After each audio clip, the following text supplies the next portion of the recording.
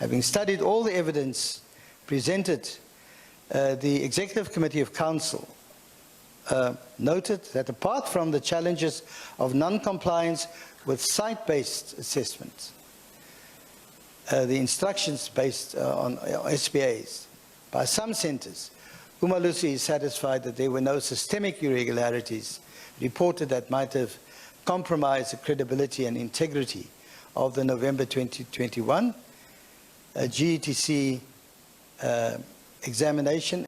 Ukhala ojongene neziphumo zebanga lematriki uMalusi ubhengeze ukuba uyakugunyazisa ukukhutshwa ngokusesikweni kweziphumo zematriki nanjengoko esithi nangona kukho abafundi nootitshala abaphandwayo malunga nokuba neziphene kwiimviwo, zonke iziphumo zabafundi ababandakanyekayo ziza kunkonywa logama qhutywa uphando kwaye ootitshala nabafundi ababandakanyekayo baza kujongana nengalo yomthetho.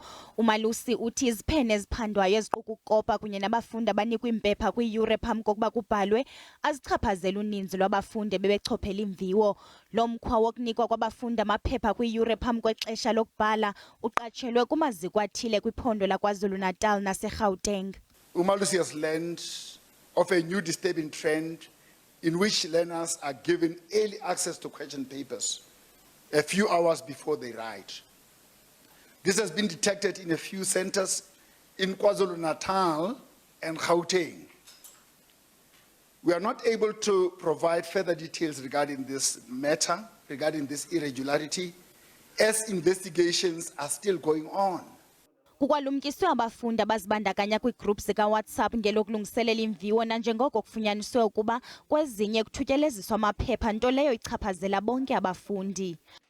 The problem with these WhatsApp groups is that if a paper is shared on such a platform, all group members are implicated by association, including those who do not intend to cheat. Ukanti uMalusi ugqiba iminyaka engama-20 ungukhala weemviwo zebanga lematriki.